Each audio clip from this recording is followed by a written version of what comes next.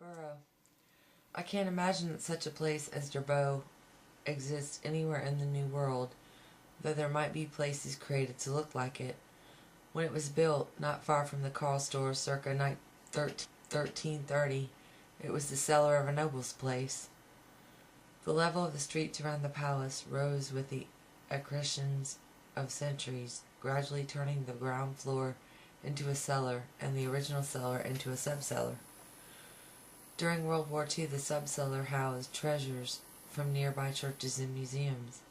Afterward, the palace stood in ruins until 1958, when it was razed and replaced by a commercial structure.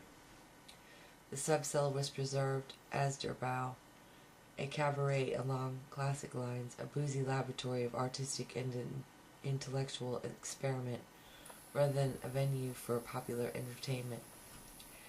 It was accessible from the lobby of the new building by means of a winding staircase that seemed to descend into the bowels of the earth.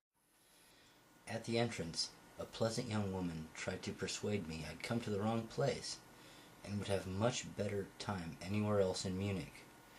I insisted I knew where I was, and had been specifically invited to the evening's presentation. The name Reichman bounced off her without effect, but she cheerfully passed me through when she saw I wasn't going to be deterred. The room itself was, of course, abysmally dark, but thankfully without the usual bohemian touch of candlelit tables. The ceiling, a surprising 5 or 6 meters high, teemed with tiny track lights, and the moment dimmed to near extinction, but capable of producing a blaze of noon. The room was difficult to size, since its boundaries disappeared in the gloom, but was probably not more than 30 meters square. A low circular stage revolved slowly in the center of the room under a stationary, four-sided marquee of video screens. In the center of the stage stood a sort of combined lectern and computer keyboard. I groped my way forward until I found a seat at a table not much bigger than my notebook. One of my keys to early success as a scholar was the ability to listen to a lecture while taking it down verbatim in shorthand. I perfected this trick to such an extent that I could perform it in the dark, as I'd have to tonight, and without even thinking about it.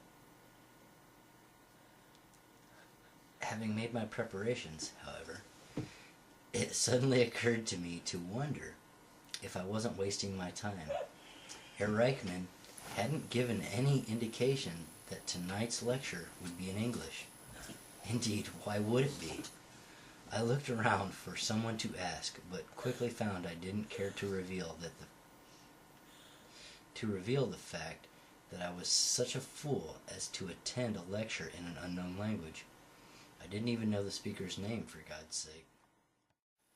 These fretful thoughts were cut short when the lights under the marquee brightened, marking the arrival of the man himself. The arrival of a man and a woman, as it turned out.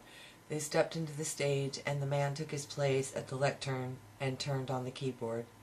As he worked at the board with silent concentration, oblivious of the audience, he reminded me of a large bird of prey, with his black suit, piercing eyes, and beaky nose.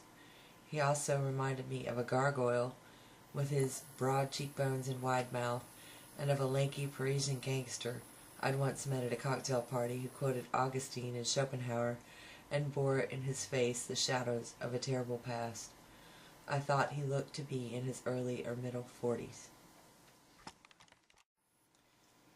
The woman, tall, athletically built in her 30s, took a position at the opposite side of the stage, facing the audience.